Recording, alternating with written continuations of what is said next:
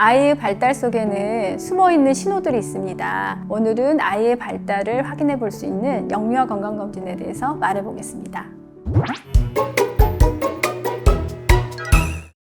영유아 건강검진은 말 그대로 영유아의 성장과 발달을 보기 위한 검사 도구인데요. 신생아부터 60개월까지 검사가 이루어집니다. 아이들의 질병을 찾아내기 위한 검진은 아니기 때문에 우리 아이 건강한데 굳이 이런 걸 할 필요가 있어? 이런 생각을 하시는 분들이 꽤 있으세요. 그래서 어린이집이나 유치원에서 서류 제출용으로 영혼 없이 하시는 경우도 꽤 있는데요. 영유아 건강검진이 우리 아이들의 성장과 발달을 꾸준히 확인해 볼 수 있는 그런 기회가 되기 때문에 반드시 영유아 건강검진을 하도록 그렇게 권해드리고 싶습니다.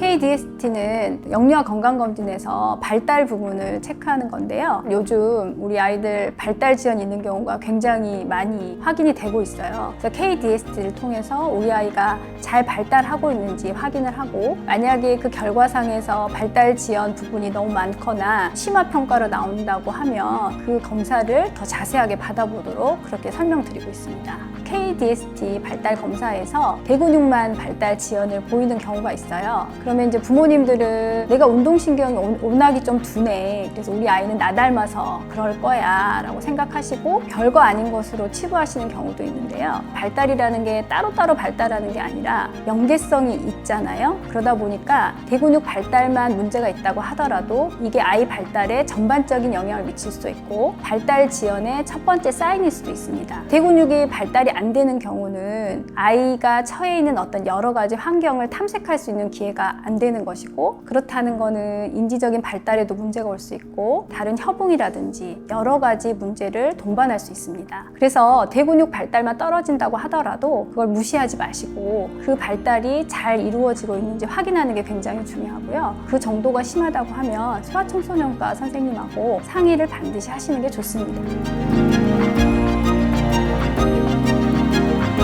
자조 영역이란 환경에 적응하고 독립적인 일상생활을 할 수 있는 이제 기술들을 의미하죠. 근데 영유아 건강검진 하다 보니까 제가 이제 느껴지는 게 뭐가 있냐면, 우리나라 아이들이 대체로 자조가 좀 떨어지네, 이제 이런 생각이 드는 거죠. 자조 영역 중에 뭐 혼자 옷 입기, 혼자 세수하기, 혼자 밥 먹기 이런 게 있거든요. 그래서 제가 이제 물어봐요. 우리 아이가 이게 안 되냐? 그러면 이제 엄마들이 뭐라고 하시냐면, 제가 먹여주기 때문에, 제가 입혀주기 때문에 실제로 하는지 안 하는지 확인해 볼 기회가 없었어요, 이렇게 말씀하시거든요. 근데 이제 발달에 가장 좋은 자극은 현재 아이 수준보다 약간 높은 수준이 좋은데 우리나라 부모님들이 너무 급하시거든요. 그래서 기다림이 없어요. 그래서 미리 다 해줘 버릇하기 때문에 아이는 뭔가 경험할 수 있는 기회를 놓치게 되고, 그러면 당연히 자조가 발달 안 하겠죠. 그래서 부모님이 조금 기다리시는 연습, 물러나는 연습을 하시라고 저는 영유아 건강검진 할 때 부모님들께 자주 설명드립니다. 예를 들어서 아이들이 이제 의자에 혼자 앉기를 해요. 근데 부모님들이 미리 앉혀주시는 것보다 아이가 실패하더라도 한번 시도를 해볼 수 있도록 조금 기다렸다가 아이가 잘 안 되면 일부를 도와주고, 아니면 그 조금 더 도와주고, 아이가 뭔가 해낼 수 있는 이제 그런 기회를 만들어 주시는 게 중요하죠.